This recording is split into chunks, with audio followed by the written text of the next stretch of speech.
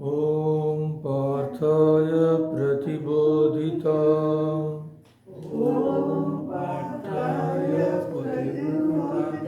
भगवता नारायणेन स्वयं व्यासेन ग्रथिताम् पुराणमुनिना मध्ये महाभारतम्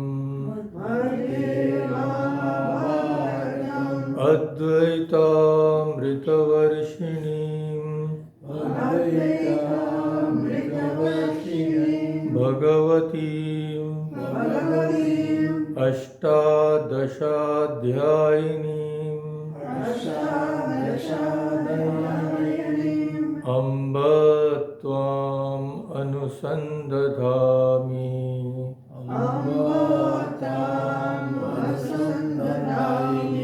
भगवद्गीते भवद्वेषिणी।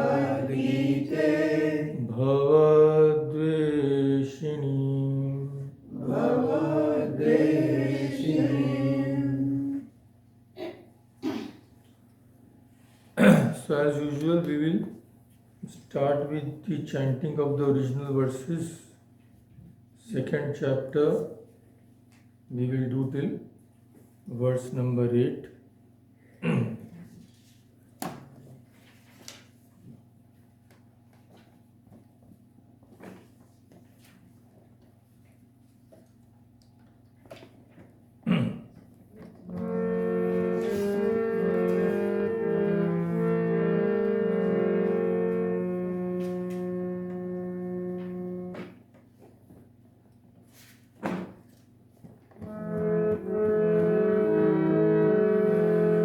अथ द्वितीयोऽध्यायः। संजय उवाच तं तथा कृपयाविष्टम् अश्रुपूर्णाकुलेक्षणं विषीदन्तमिदं वाक्यम् उवाच मधुसूदनः। श्रीभगवान् उवाच कुतस्त्वाकश्मलम् इदं विषमे समुपस्थितम् अनार्यजुष्टम् अस्वर्ग्यम् अकीर्तिकरमर्जुन। क्लैब्यमास्मगमः पार्थ नैतत्त्वय्युपपद्यते। क्षुद्रं हृदय दौर्बल्यं त्यक्तोत्तिष्ठ परन्तप। अर्जुन उवाच कथं भीष्ममहं सङ्ख्ये द्रोणं च मधुसूदन। इषुभिः प्रतियोत्स्यामि पूजार्हावरिसूदन। गुरून् हत्वा हि महानुभावान् श्रेयो भोक्तुं वैक्ष्यमपीह लोके। हत्वार्थकामांस्तु गुरून् इहैव भुञ्जीय भोगान् रुधिर न चैतद्विद्मः कतरन्नो गरीयो यद्वा जयेम यदि वा नो जयेयो। यानेव हत्वा न जिजीविषाम स्तेव स्थिता प्रमुखे धार्तराष्ट्र। कार्पण्यदोषोपहत स्वभाव पृच्छामि त्वां धर्मसम्मूढचेता। यच्छ्रेयस्यान् निश्चितं ब्रूहि तन्मे। शिष्यस्तेऽहं शाधि मां त्वां प्रपन्नम्। न हि प्रपश्यामि ममापनुद्यात् यच्छ शोकमुच्छोषणमिन्द्रियाणाम् अवाप्य भूमावसपत्नमृद्धं राज्यं सुराणाम् अपि चाधिपत्यम्. So, last time we had just started the 7th verse. Again, 7th verse, since we are discussing, just repeat after me. I will chant after breaking the sandhi. Karpanya dosha upahata swabhava.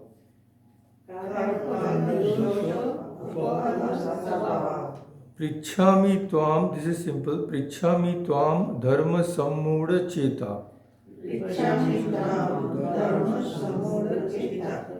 Now next one is, there are some sandhis. Yat shreya syat nishchitam bruhi tanme. Yat shreya syat bruhi tanme shishya te aham shadhi mam tvam prapannam. Yeah, this is the way the individual words are there. So we have seen that Sri Krishna has told Arjuna, yield not to unmanliness, O son of Pritha. It does not befit you. You are a great warrior. Cast off this faint-heartedness and arise, O scorcher of foes. So in reply, we had seen a few verses. What does Arjuna say? O Madhusudana, O destroyer of enemies, how shall I fight with arrows in a battle against those who are worthy of my adoration, those who are so much revered, like Bhishma, Drona, they are my teachers. Indeed, rather than slaying these noble-souled gurus, it would be better to live in this world by bhiksha, that is subsisting on alms.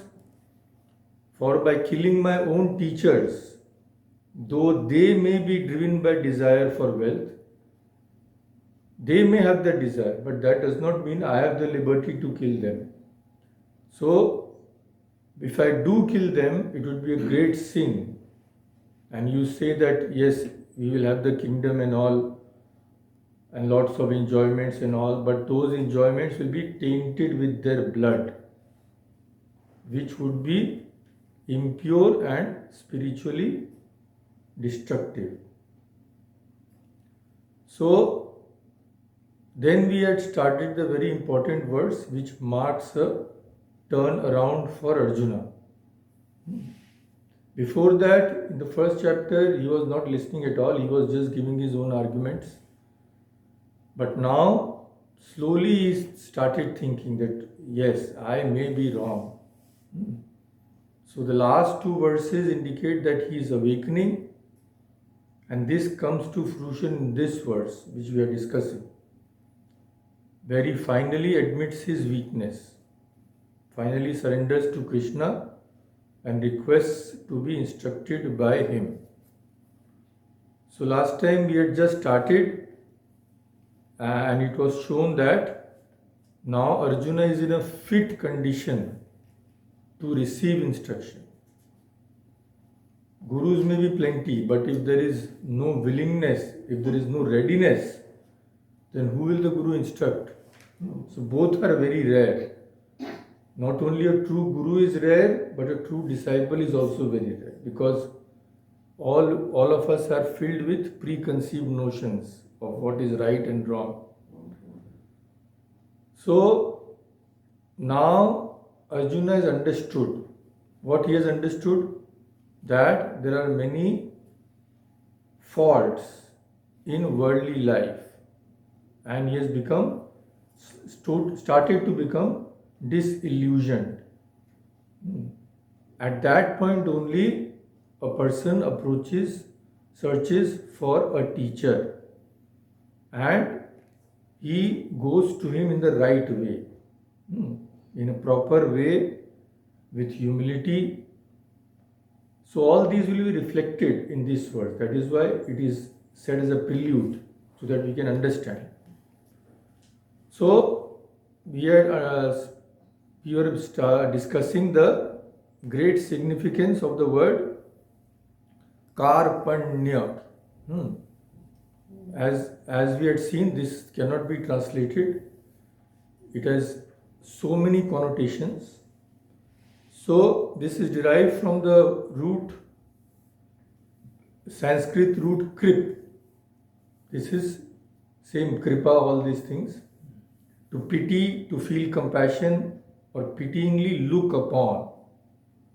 So krip leads to kripana. Kripana is one who is worthy of compassion. He is worthy of being pitied. He is in such a low state.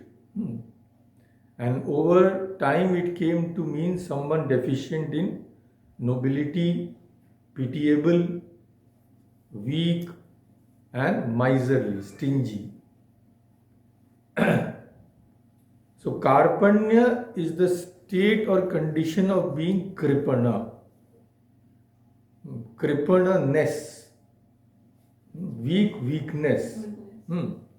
So karpanya can be said to be miserableness, mental dejection, narrowness of spirit. Many meanings are there. So it is not just sadness. Here in Arjuna, it is the failure of the heroic spirit which is needed for not only day-to-day duties, but also, of course, needless to say, for self-knowledge, right action. So this karpanya shows absence of strength, clarity, and of course dispassion. So now various meanings we discussed, and each term in these contexts they can refer to various stages of a human being. So according to which stage a human being is in, that particular meaning of the word will be applicable. That is the thing. So in terms of, suppose, vairagya. Now if you say the word vairagya or dispassion, if one is a monk, it should be total vairagya, total. No exceptions are allowed. He has to leave the home, he has to leave all his belongings, all his relatives. In his case, renunciation will mean this. But the same term, vairagya or renunciation, if it is applied to a householder, it will mean something different. He is not supposed to leave his home, as Sri Krishna says. He has to live in the home, but perform his duties unselfishly, serve everybody, serve his relatives, but lead a very simple life and be unselfish. So here, vairagya has one connotation for a monk in another stage of life. It has another meaning for a householder. Both are right. So here also, kripana for an ordinary man generally means miserliness. It is in Sanskrit they said, baddha mushtitvam. Mushti like this. Closed. So miserly people always closed. They never open to give anything.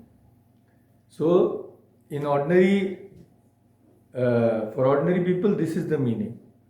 But if you go a little higher for a spiritual aspirant, then the highest meaning of the term will be applicable.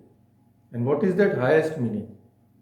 That highest meaning is given in the Upanishad. Lower meanings we have seen. Not lower, I mean pertaining to ordinary people. What? Yo alpam swalpam vivis swakshatim na chamate sakripana. One who cannot tolerate even a slight injury or pain to himself is kripana. He is always complaining. I don't have this, I don't have that, it is too cold, it is too hot, it is too crowded, it is too polluted, like this.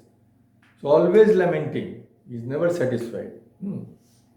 And if we go a little if we examine in a broader sense, anatmavit, anatmavittatvat, sambandhinam viyoga asahanam karpanyam. Because of lack of self-knowledge, anatmavittatvat, sambandhinam, relatives, viyoga, separation from, asahanam, he cannot bear. Oh, my son has gone. Oh, my wife is gone. Oh, my daughter is gone. Because of lack of self-knowledge, the inability to bear the separation from his relatives, whom he considers his own, is called karpanya. So, this is a broader term because anatmavit, it includes all those who are ignorant. So, same type of meaning is given in the Upanishads. And Upanishads, deal with the highest knowledge. So they never, anything given there is always in the superlative degree. So what does the Upanishads say about the meaning of the term Karpanya? So in the Brihadaranyaka Upanishad, which you know that there is a dialogue between the great sage Yagyavalkya and another seeker of truth, Maitri. She was also a great scholar. So she questions Yagyavalkya. There is a story behind that. We won't go into that. So there are many questions and the bulk of the Upanishads is in the form of question-answer. So there Yagyavalkya says to Gargi as to what is the meaning of the word Kripana.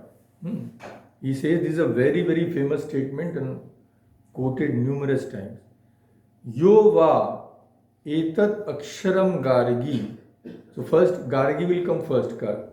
Gargi, yo va, one who, etat, this, aksharam. Now everything in the world is kshara. Kshara means decays. It is born, decays, in 2 days it will be gone. But akshara is one who does not decay. That is God or Brahman or whatever you call it. So Gargi, Yova, one who, etat, this, aksharam, aviditva, without knowing. This twa, we have come across this before also. Abhuktva, he has gone without eating. So aviditva, he has left without knowing. What does he do? Asmat loka, from this world, praiti, he goes. He comes to the world, but he goes empty-handed, without gaining the knowledge of the Atman. Sa kripana. He who departs from this world without knowing the imperishable Brahman is a kripana, he is pitiable. Because he is come and gone, but achieved nothing. He came away empty-handed, went away empty-handed. So this is the highest meaning in the, in the spiritual sense. Only one who has come to the world and got what he came for. You go to a dinner, somewhere somebody is feeding, you go, find that all food has gone. So you come back with an empty stomach. You went with an empty stomach, you come back with an empty stomach. Means what? You are pitiable. Because you went there with a motive, for a purpose. But you left without achieving that purpose. So in the world, we are born for only one purpose. To realize the imperishable. So that we don't have to come again and again. But if we go without that, achieving that purpose, we are pitiable because we came and went for nothing. So in Hindi they say, "Aaya tha kis kaam se, soya chadar taan ke." You had come to achieve something, but what did you do here? You came and rested nicely and started running after all these worldly things. So you missed the purpose of life. So one who misses this purpose is a kripana, is to be pitied. And of course, the state of being kripana is karpanya. Like the state of being weak. Durbala is Daurbalya. Shura, Shaurya. So, Shura means hero. Heroic is Shaurya. Similarly, Kripana and Karpanya. So, the one whose inner being, his mind, his nature has been afflicted and polluted by all these defects, worldly defects, is a Kripana. That is Arjuna's state. So naturally, if the mind and being are polluted with all these attachments, one becomes ineligible for the knowledge of the self, the knowledge of God. But there is one condition in which even this pollutedness, this impurity of the mind, even that can lead to self-knowledge. That is happening in the case of Arjuna. And we have seen that Arjuna's Vishada, his sorrow, his weakness, leads him to self-knowledge. Why? Because he uses that becomes a reason for taking refuge in God. So even sorrow becomes a means of spiritual upliftment, because that sorrow leads Arjuna to Sharanagati, taking complete refuge in God. Because Arjuna has understood that a fault has entered him. Why we don't surrender to God? Because we think ourselves to be too smart. We don't feel the need, because I know everything. There is no problem with me, problem is with others. So we don't need the feel to surrender at all, neither to the teacher nor to God. So that is why we remain where we are.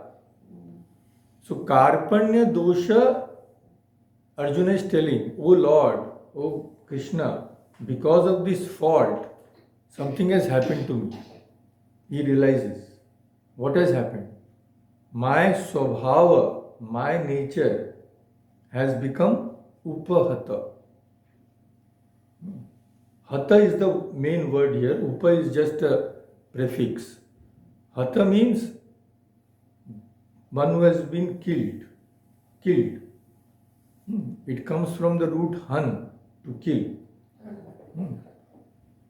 So upahata is struck down, afflicted, overcome. In various contexts it is used.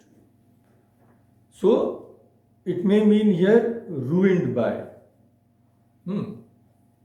So upahata buddhi means intellect has become overpowered. Upahata cheta, mind has become bewildered. So Karpanya dosha plus upahata plus swabhava.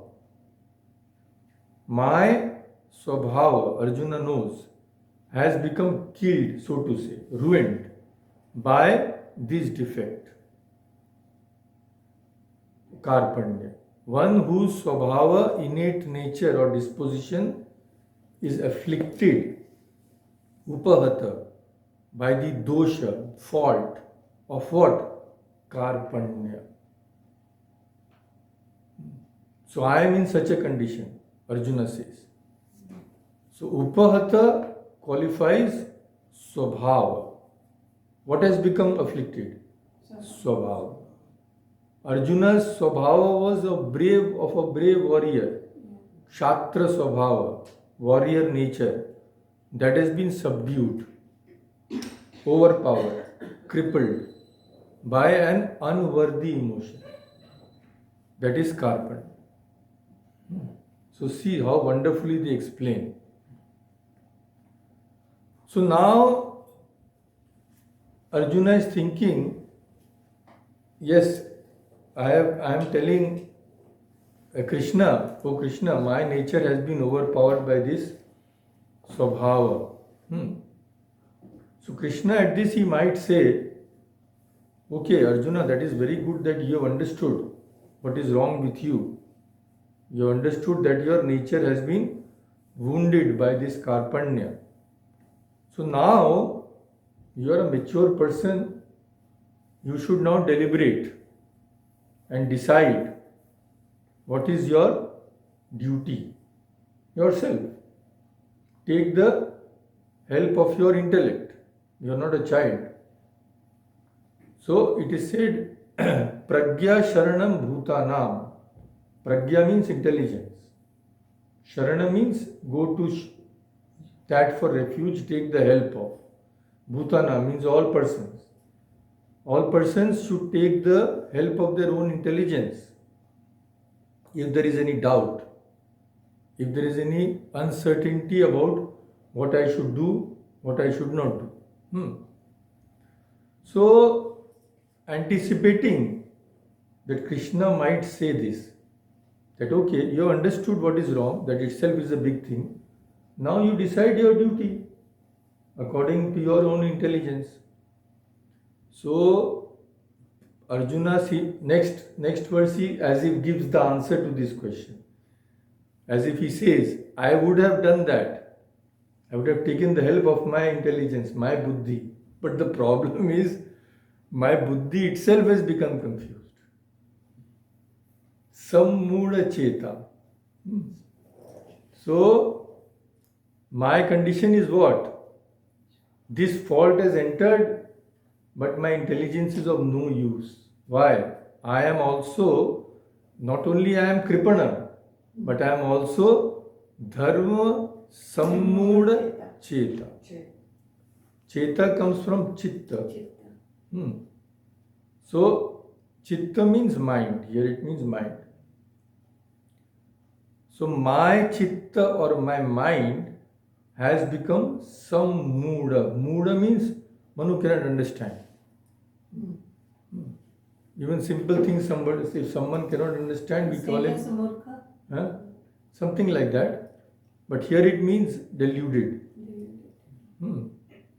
So, since my mind has become deluded concerning what? My duty, dharma. I would not have found it necessary to ask you if my intelligence was working correctly. But the problem is, my mind itself is confused. So, we have seen Karpanya Dosha Upata Svabhava.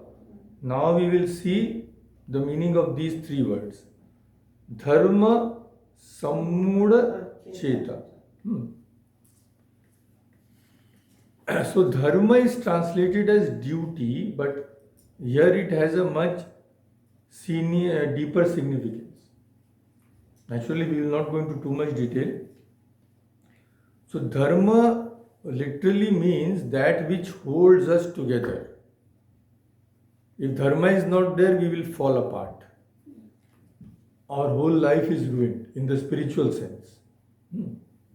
Because that is the only thing which can regulate our life. Otherwise, it will be do what you like and we go to the wall. That's English they say, no. So, do whatever you please, might is right, that the world will come to that.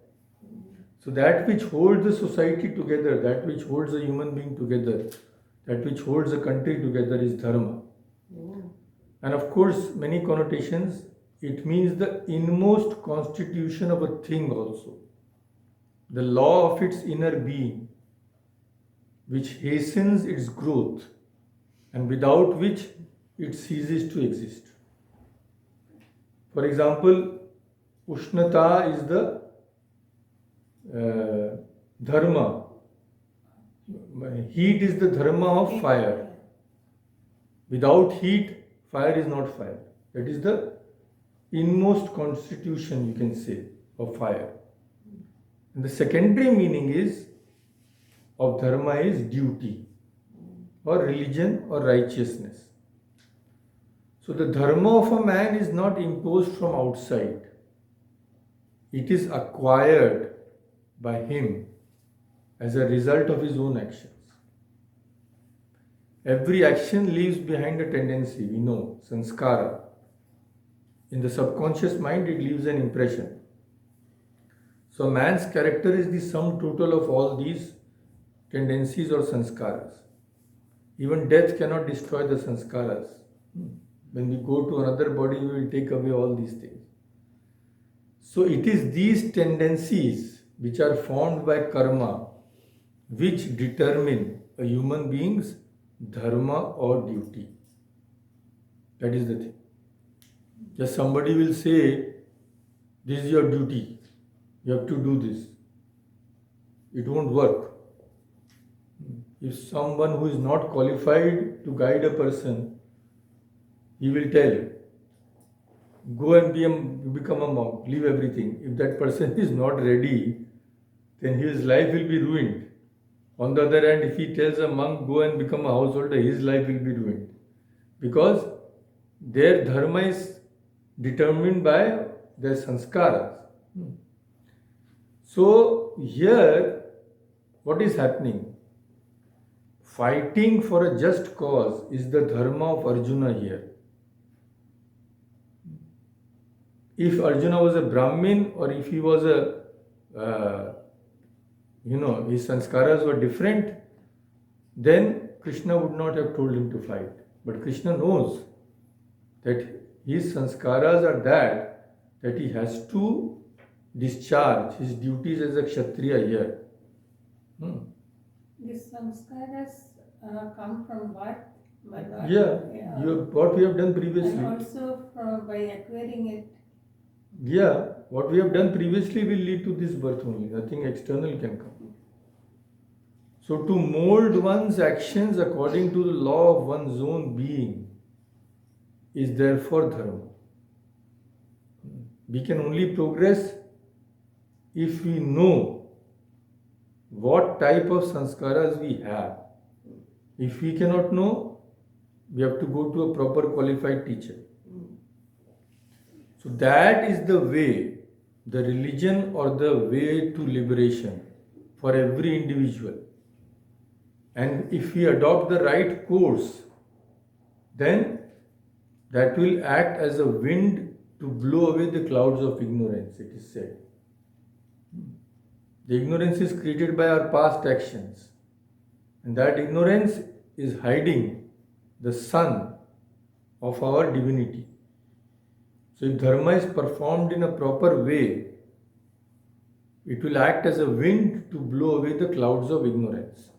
But if we perform actions which is against our dharma, then it will make the ignorance thicker. So Krishna knows that Arjuna does not know what is good for him.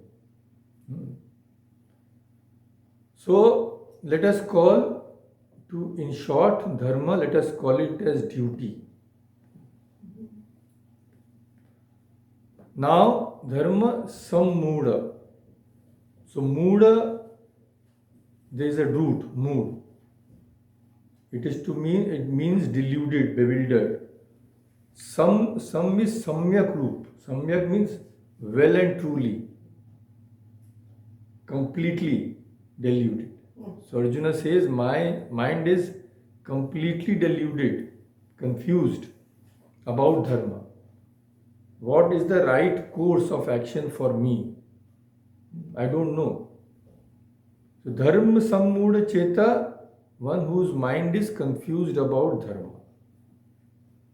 So Arjuna, emotional reaction is there, we have seen in the first chapter. But he is also ethically paralyzed. He does not know what is good here. He cannot decide. So just a little Sanskrit, because the language is so wonderful. How Madhusudan Saraswati has explained this Dharma Sammuda Cheta, of course we will translate. So, Tatha Dharma Vishaye Nirnayak Pramana Adarshanath Sammudam Kim Etesham Vadho Dharma Kim Etat Paripalanam Dharma. Kim means, what is the dharma now? Kim Etesham Vadho Dharma Kim Etat Paripalanam Dharma. Should I kill them or should I look after these Kauravas? Tatha kim prithvi paripalanam dharma kim va yatha avasthita aranya nivasa eva dharma. Prithvi paripalam is my dharma that I should conquer them and rule over the world, or aranya nivasa, should I go to the forest? Evam dharma ityadi sanshayai vyaptam. Sanshaya means doubt. Vyaptam means completely pervaded. So, dharma ityadi sanshayar vyaptam cheto yasya sa dharma sammuda cheta. So, one whose mind is bewildered, beset with doubts as a result of not finding a decisive authority with regard to one's own dharma, as whether their duty lies in killing these people or in protecting them. So also whether the duty is to rule over the world or the duty is to dwell in the forest living on alms. He doesn't know. So sammoha is also a term in Indian languages. It means hypnotization. Sammohana vidya. So its opposite is asammoha. So one is sammoha, opposite is asammoha. Asammoha is what? Clarity of vision. One who sees clearly, he is not deluded, he knows. By the grace of God, by the grace of his teacher. So, what leads to asammoha? Asammoha dama shama. One who is not deluded, what will he do? Control the senses and his mind. Non-delusion. That is non-delusion, controlling the senses as well as mind. One who does not make any effort to do that is deluded. And who attains the highest state, Gita itself says, Gacchantya Mula Padam Avyayam Tat. So Gacchanti Avyayam Padam. He goes to Avyaya, that which does not decay, that state. Who? Amuda. Muda and Amuda. Amuda means opposite. He has no confusion, no delusion. So only one who is Amuda can attain the highest state. One who is not deluded. He attains the imperishable state. But here what is happening? Arjuna's mind is deluded. So Muda also, of course, it is a Sanskrit word. Muda Vaichitye. The derivation is like that. So Moha also is the same meaning. Moha is the name given to the mind's contradictory state. One who is in Moha cannot decide what to do, what not to do. And Vaichitya comes from Vaichitya, which means diversity, variety, difference. So Arjuna's intellect has become Muda, means it is a state of mental confusion. And we have seen diversity. It contains contradictory or diverse impressions. Bewilderment that arises when the mind is overwhelmed by conflicting thoughts, perceptions, or duties. So many thoughts are coming. Oh, Duryodhana is bad, so there should be no harm in killing him. But Kauravas have also Bhishma Pitama, they have also Dronacharya. So how can I kill them? But if I don't fight, they will kill us. Then the whole country will go to ruin. So all these thoughts are jumbling up and he's become completely confused. And dharma sammuda cheta, from the chitta or the mind, we know. So this conflict is there between what? Between first Kshatriya dharma and Kula dharma. Kshatra dharma is the dharma of a Kshatriya, warrior duty. Another is Kula dharma, family dharma. So who am I? I am a Kshatriya or first I am a family member? That is the problem. So this confusion, we cannot decide what is the primary duty for me. This leads to a collapse of moral clarity. But here is Kula Dharma and Kshatriya Dharma, he belongs to the Kshatriya Kula. So, Kula here family. Kula means Kula family. family. Yeah. Which clan you belong to, that is Kula. Kshatriya is not a Kula. Kshatriya is a Varna. Varnashrama dharma. Varna. And ashrama is brahmacharya, garasthya. So Kshatriya is not a Kula. So since Arjuna says now, yes, I would have taken the help of my intelligence to decide. But problem is, I am dharma sammuda cheta. My mind itself is confused. My intellect itself is confused. So now I have only one way. O Krishna, I have only one refuge. And this is what saves him. So I now prichhami. I ask you. Tva prichhami. Prichhami tvam. I ask you. So this is a great fortune of Arjuna that at least he has understood that first of all, what is wrong with him.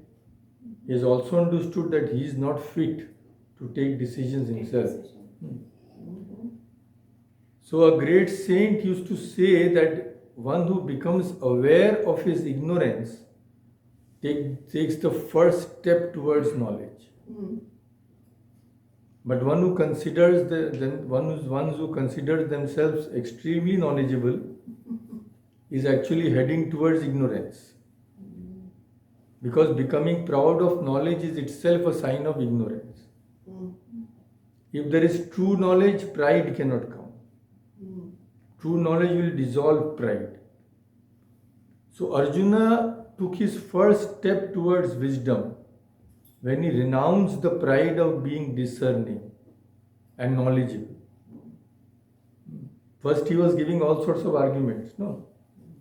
So in matters of dharma he realized, I know nothing. In the Gita also describing the qualities of knowledge, it is said amanitvam adambitvam. Mana means self-aggrandization. Dambha.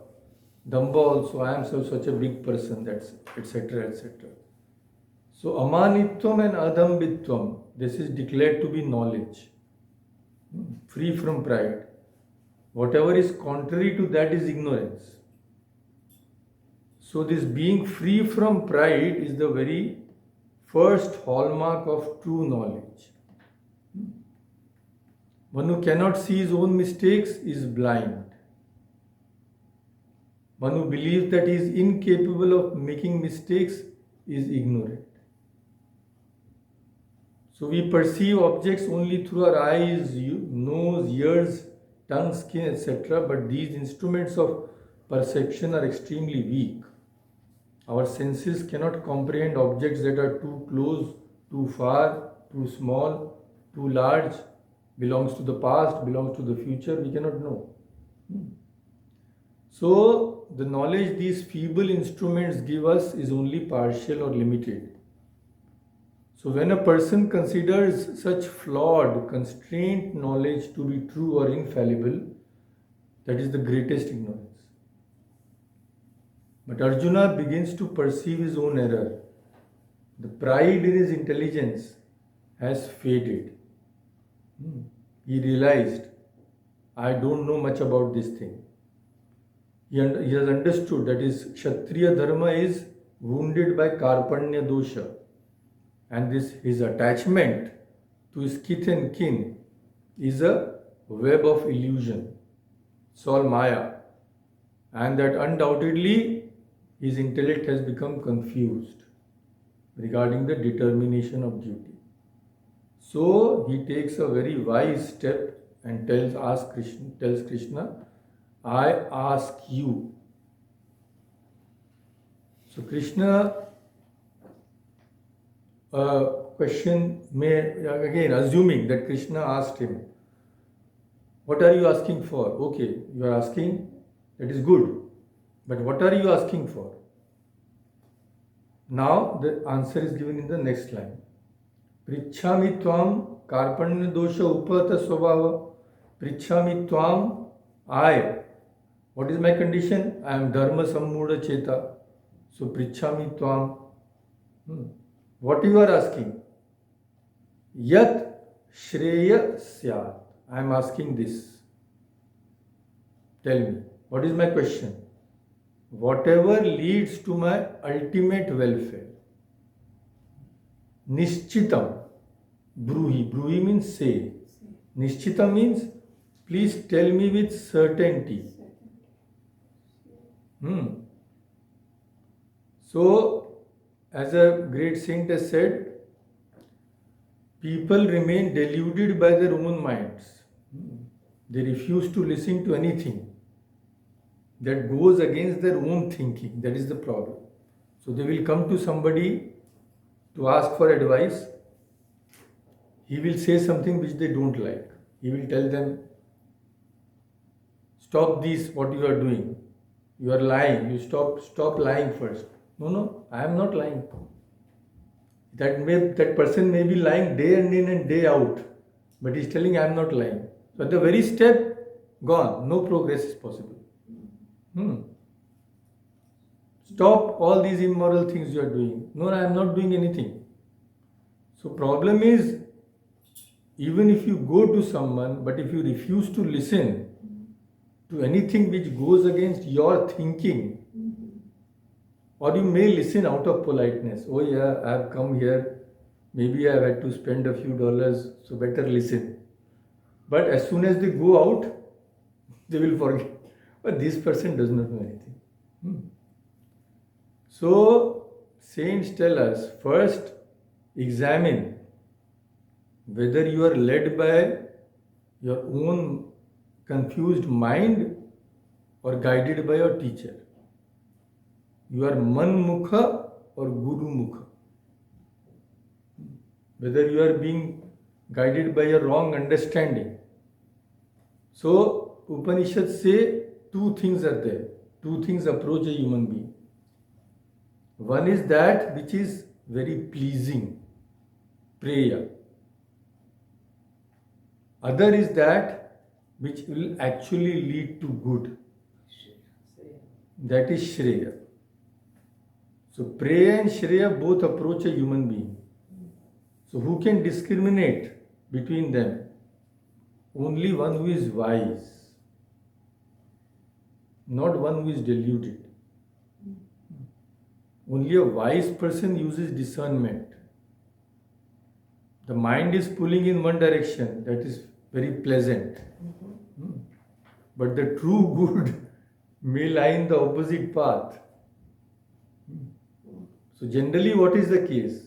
Everywhere this is the case. This much I have learnt. 35 years, this much I have learnt. Everybody wants only to hear only pleasing things. Don't tell anything which will wound the ego or go against your predetermined thinking. Immediately there will be a reaction. Immediately. Yeah. So who wants to bother? You do whatever you like. Guru will tell. You go your own way, Baba. Yeah. What happens to you does not matter to me. Yes. So if someone praises our great intelligence, you are very wise, your choices are so good, and you may be looking like a caricature, but you are looking so beautiful. So everybody wants that. But that may not be true. Generally it is not true. If anybody says anything contrary, even a hint, that is enough. I don't want such a teacher. I want a teacher who will tell only nice things. That is not the way to progress. All these, if you read the reminiscences of Swami Vivekananda, etc., Sri Krishna himself, Here, just a little left or right, how he used to scold his disciples. No holiday. Hmm. And because they were intelligent, they knew that we don't know, he knows better. So better listen to him. Hmm. So prayer pleasant. Initially it is very nice, but outcome is bitter. Shreya, what is beneficial? It is bitter at first, but ultimately the results will be very good. So Arjuna says, here what? Now Arjuna is the best disciple because he is highly spiritual. So he says, I don't want to hear pleasing things.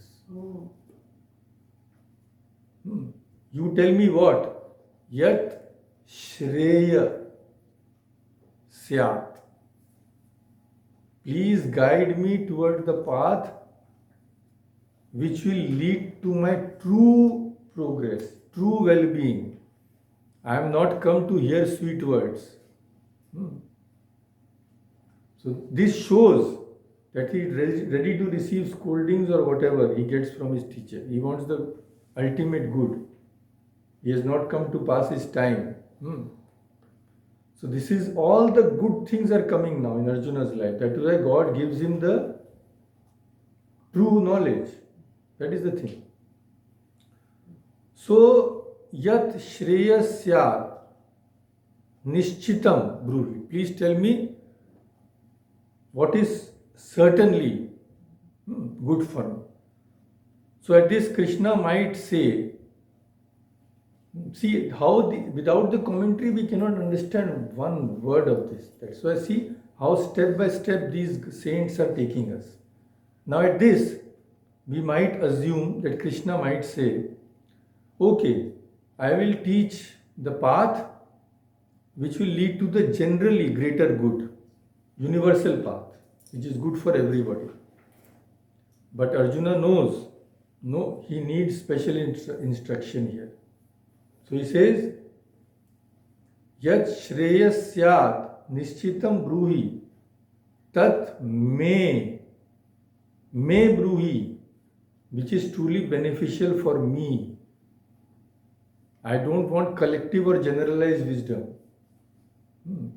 Because the teaching may be different. As I said before, teaching for a monk may be different, teaching for a householder may be different, teaching for a brahmachari is different, teaching from other people are different. So the point here is Arjuna is trying to say that everybody's tendencies and dispositions are unique. Their desires are also different. So according to the desires are the knots of the heart.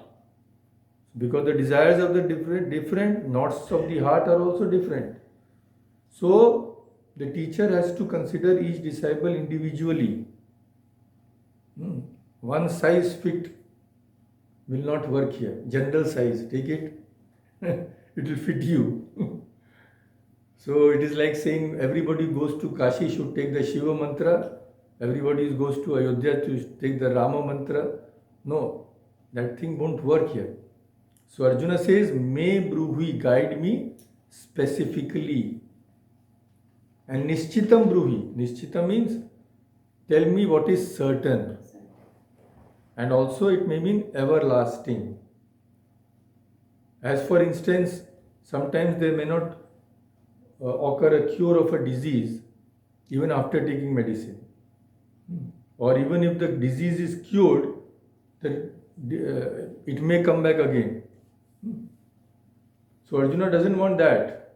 He wants the medicine which will cure his disease 100%. And he does not want the disease to come back. Nishchitam. It should go away completely. So, yat tat syat nishchitam, certain and everlasting result. And what? Result for what? Not that will give me ice creams and pizzas and all that. No. Which is not that which I will like that results. No. Which is ultimately good for me. So Shreya means highest human goal. That is Shreya, Mukti, liberation. And Shreya immediately follows what? Sadhana anantaram avashyam bhavitvam. Avashyam bhavi, it has to come. Sadhana anantaram. If one performs sadhana in the correct way, it has to come. Avashyam bhavi, that is a certainty. This is the word which nishchitam means. Certainty consists in Shreya inevitably following spiritual disciplines. And everlasting, we know. What I get should not go away. So he's asking about the knowledge of God, because that is the only thing which does not go away. Or it may mean, tell me which is certainly the best. One meaning is, tell me certainly what is everlasting. Here it may mean certainly the best also. So, yat shreyasya nishchitam bruhi tanme will mean whatever is truly, certainly best, please tell me that. So, therefore, Shankaracharya, while commenting, he says, Shreya nishchitam refers to that which leads to the best, which leads to God realization, moksha, not just any temporary welfare. So Arjuna is not asking for something which is generally beneficial. He is asking for the highest, final good, which is moksha. So now we are coming to end. At this also, Krishna may ask, okay Arjuna, I understand. Karpanya dosha, you have understood, you have been ridden with this fault. Your mind is confused, you cannot take decisions for yourself, and you want me to tell you what is the highest good. But why should I tell you? Why should I guide you individually? Anticipating such a question, they will not tell each and every person. A person who is really qualified, just go.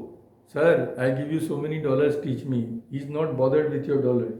He will not teach you unless he thinks it is, the time has come. So Krishna may ask at this, why should I teach you individually? And now Arjuna tells the answer, which is the correct answer. And because of that, Krishna teaches him. So Arjuna responds, this is the answer, Krishna, Shishya te aham. This is the thing. I am your disciple. That is why, please teach me. Another reason is prapanna. Shishyasteham shadhimam tvam prapanna. Prapanna means I take shelter in you. Shadhimam. Therefore, now here also explanation is needed. Shadhimam. So in Indian languages there is a word shasan. Shasan karna, we say that suppose a king rules over his subjects, he rules over his kingdom. That is called shasana. So Arjuna is requesting, again this cannot be translated actually. You can say rule, to discipline someone, governance. So Arjuna is asking, please do shasan over me. So the shishya word, shishya and shasana are very related, closely related. Both are derived from the same root, shas. Shas means to instruct, to govern, to discipline. Okay. So disciple is one. He is not here telling that you govern me like Hitler governed his own people. No, that is not the meaning govern here. So here Arjuna is a disciple. He has become a disciple, and his disciple is one who submits himself to be instructed, submits himself to be corrected, and therefore uplifted through the teacher's shasana. not just through abstract teaching, but active shaping of thought, conduct, and character. So that is Shasana. Shasana isn't about punishment or governance. It is about transformation. For example, if a thief is punished, the goal isn't to harm him, to torture him in a civilized society. The goal is to transform him. That should be the goal.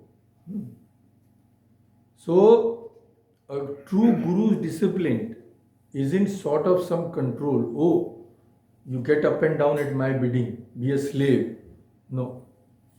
It is a loving structure that helps the disciple overcome his ignorance and other faults, impulses, etc. So, it is not like a prisoner. Prisoner doesn't go to prison of his own free will. Shishya is one who willingly accepts the Guru's Shasana. So Arjuna is such a Shishya.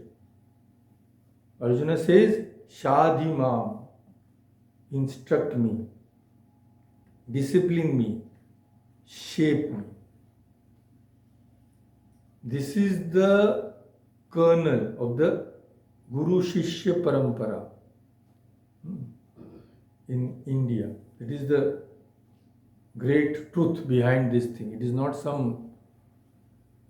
somebody coming under the control of somebody, or no, that is, yes, once you submit, you be ready for a lot of scoldings, for a lot of weeping, but that is all because of your own good.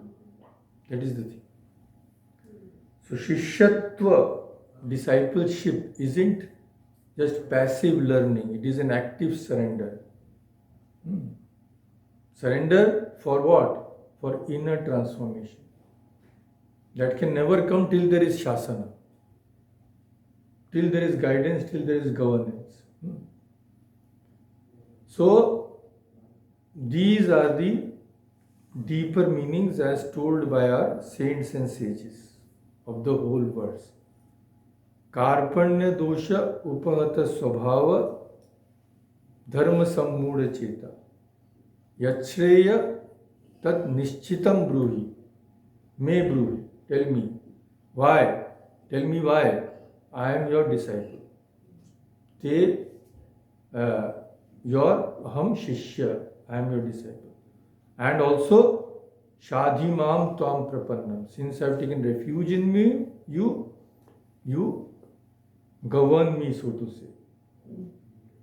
So there are 4 stages here. First, Karpanya dosho upahata swabhava prichhami tvam dharma sammudha cheta. One by one there is a upliftment. There is a wonderful insight which I got from revered Swami Ram Sukdas ji's commentary. So in the first instance, Arjuna asks about dharma.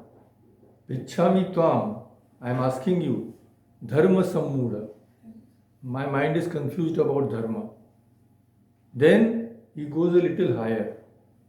Yat shreya syat tat bruhi. You tell me what is really good for my own welfare. Tell me about the highest good, not about the lower aspects of dharma. What profession I should go, not that dharma. Tell me what is the highest knowledge. So he is going up. So why should I tell you about the highest knowledge? Don't have anything better to do? No, you should tell me why. Because I am your disciple. Shishyasteyam. Not only that, he becomes a perfect disciple. Why? He takes complete refuge in God. So these 4 aspects are there. Now these 4 aspects go one by one. You go and Arjuna had simply told, Karpanya dosho upahata swabhava prichhami, I am asking you, I am confused about dharma. Krishna was free to respond or not.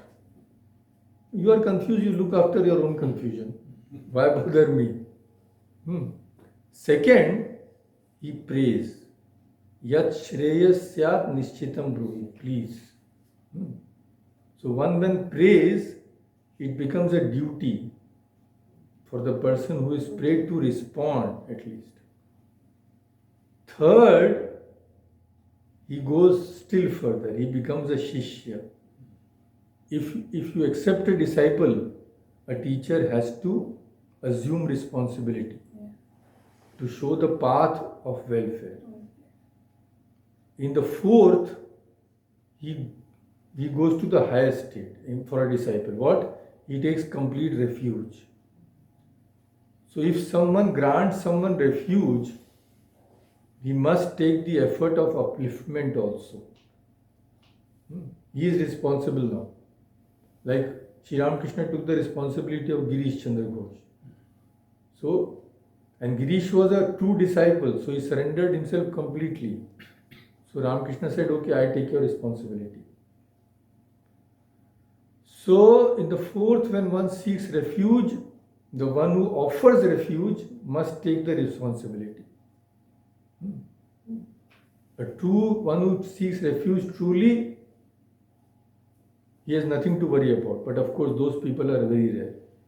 So these one by one stages are there. So it is a layered, one by one layered exposition on the progression of complete surrender. From inquiry to prayer to discipleship and finally to absolute refuge. And only when there is such a hankering, a guru will take responsibility. But both of these are very rare. One is a disciple who has such kind of yearning, and one who can really show the path. So both are very rare. But when both of these are there, then Swami Vivekananda said, religious spiritual growth takes place very quickly. Most of the people are not bothered about spiritual upliftment at all. We are quite all right. Eating, drinking, enough dollars in the bank. What is this spiritual nonsense?